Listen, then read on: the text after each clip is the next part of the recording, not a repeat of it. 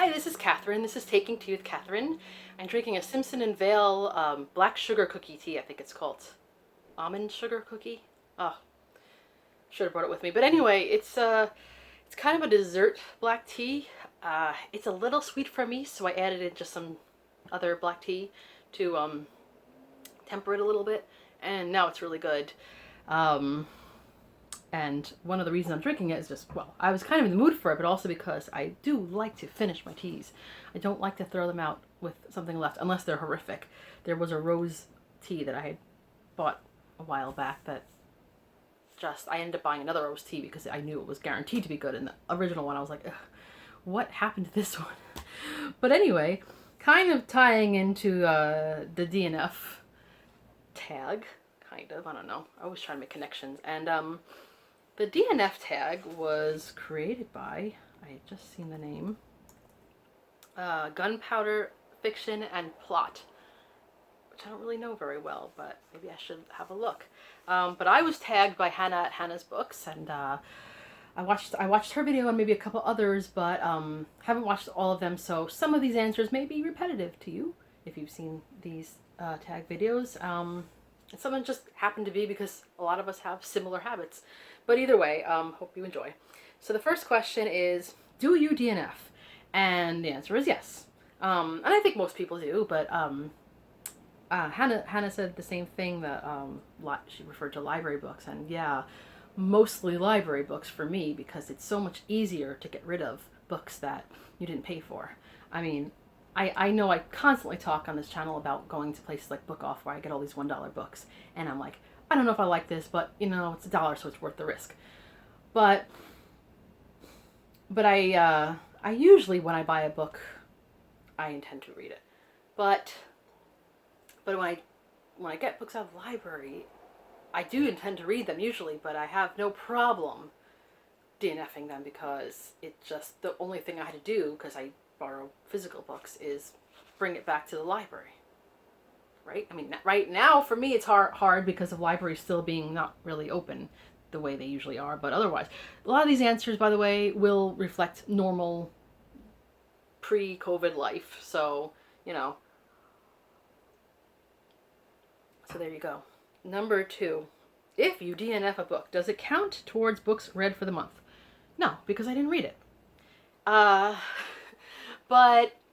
I will say this, and it doesn't really, it's just kind of an offshoot thought. When I think of books that you have to read cover to cover, they're novels. So a lot of what I'm thinking of is novels.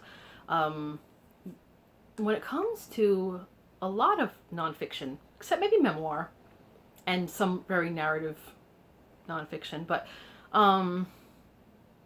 like short stories, poetry books, poetry collections, certain types of nonfiction, like history books that maybe go into different time periods, and a lot of these you can kind of dip into and read parts of without ever having to read cover to cover.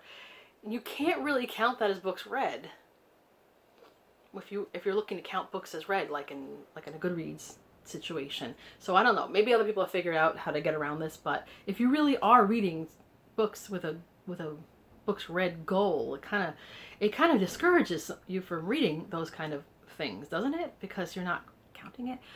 But it's kind of a side point, but I wouldn't consider, like, if I never read a book cover to cover and don't intend to, but I have read plenty in it and I benefited from it, if it's not like a novel, yeah, I don't consider that a DNF.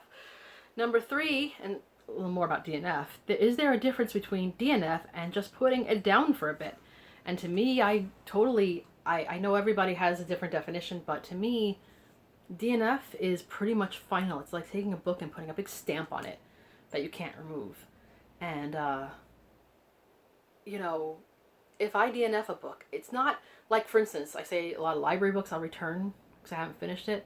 I don't say that all of those are DNFs. Some of them are just, I haven't completed them right now, and someday, maybe when I'm in the mood for it, I will take this book out again from the library. Or if I find it at Book Off or one of these other discount bookshops for a couple dollars tops, maybe I'll buy it. Because maybe I did like the book, but I had 10 books out and a billion other books at home and just never got to it. But to me, I consider those kind of books, TBCs, to be completed. Not even TBR, because to me TBR means books I plan to pick up and hopefully complete, but I don't, if I'm doing it like a TBR video for a month, I know that a lot of those books I will not read in its entirety in the month. So to me, it means I'm going to start it.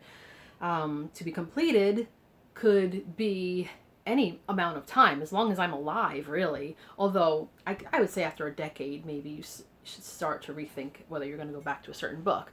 But yeah, sometimes there's books that either you didn't have time to read at the time or you're just not in the mood for. So to me, I had a book that I finished this year that I started back in, I think, 2008.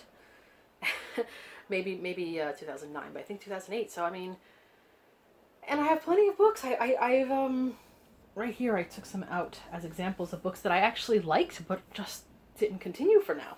And that is one that actually was an advanced review, so I really should read it now that it's been out for a few years. But that's The Ink Blots by Damien Searles. I liked it. I liked the history of Mr. Rorschach, Herman Rorschach.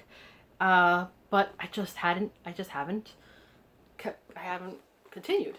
And the same thing with this book, Sweets, A History of Candy by Tim Richardson. I like reading about this. Of course, it makes me want to eat all the candy. But, and it's slightly outdated, but it's still a good book. But there are so many other books I want to read.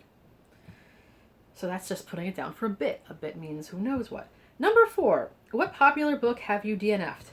I thought of 2. One is one I mentioned here recently. That I still maybe don't consider DNF, but it may just be that way. And that's Little Women. And I know that it was originally released as 2 books, so I basically finished the first book of Little Women. So I don't know. But the second part, I read it, I think I was reading it in December and January, and I just got so impatient with it. And I know it's beloved by so many people that I don't want to give up on it, but I cannot see myself reading the rest of it. But I still I really don't consider that a complete DNF, but there was one book that I took out from the library last year, and I don't remember exactly how to say the author's name. I didn't write it down, but it was called My Year of Rest and Relaxation. I think the writer was like Otessa.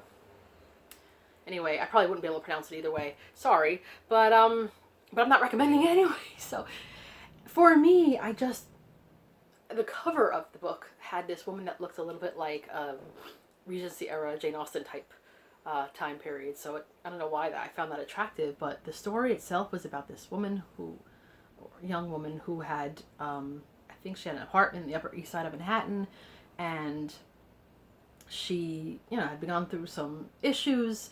I think her parents had died, and so she decided to take a year off, but so much about drug taking, different kinds of pill addictions, and just the writing itself and the actions this person was taking as I was reading the book, I just really started hating the book, hating it. So I said, I'm never going to read this book through. I hate it, and I know other people probably like it, so I'm not putting you guys down, but I decided to read the last few pages, which is something I'll do sometimes when I DNF, and I got so angry about the way they ended the book too that I was glad that I didn't keep going. So yeah, that's pretty popular, but I keep seeing that on like Bookstagram, that it keeps popping up. It is very aesthetically pleasing, the cover, but not enough for me. I'm glad I didn't buy it. Number 5, what book do you wish you had DNF'd? And this is kind of hard because it was a really good book, but it upset me so much that it's one of the few times in life I took a book and kind of tossed it across the room, which was kind of disrespectful because it was a library book. And I keep seeing this book in Book Off for $1. I keep almost wanting to look at it again, but I'm like, ugh. And that's A Fine Balance by Rohinton Mistry. I think that's how you say his name. And I read another book of his too after that. So it's nothing against the writer himself. But it was about a few different people who interacted. I think it was late 1970s, early 80s-ish in Mumbai. They didn't specifically say Mumbai, but it basically seemed like it was. And just all the things that people were going through during this time period. and it was rough reading anyway, but the ending, which I won't tell you about, just upset me in a way that I got even more frustrated. And it was like, did I need to put myself through that? Because that was a time period, because it's probably around 2003-ish. It was a time period I was just reading constantly depressing books, like Angela's Ashes, stuff like that.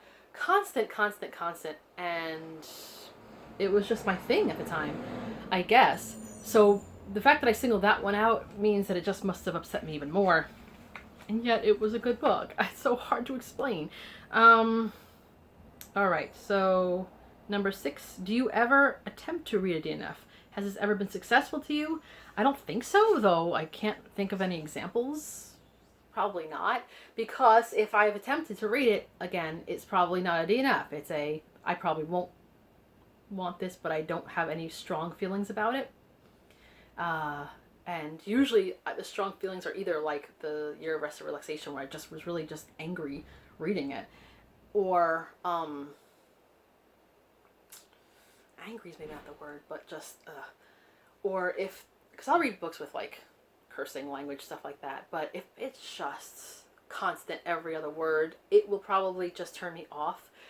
Same thing with like gratuitous sex scenes. I don't mind that books have romantic, interactions. That's not the point. It's more of just, I don't need to know every bit of the mechanics behind it. So if I'm turned off about a book for those kind of reasons, or even just I don't like the style of writing. There was a writer who I actually have a nonfiction book by right now. I think I showed it to you guys recently. It's a different, but to me that's different. But her, I read a book of fiction, it was okay, and then I read another book, and I just couldn't finish it because there was something about the way she was phrasing things that just got me irritated. So a lot of times when I DNF a book, like really DNF a book, that's it. It's over. We're never coming back. We're never going back. This is not a delay. This is no. The only thing I can say is there are certain things that at the time just upset me, or I put it down because I'm like, never. And then in 20 years time, maybe I have a different taste, different attitude a little bit. So maybe I will try again, but I don't see myself, I can't think of any examples of doing so. So the answer is probably just no. And so number 7 is, what do you do with books that you DNF?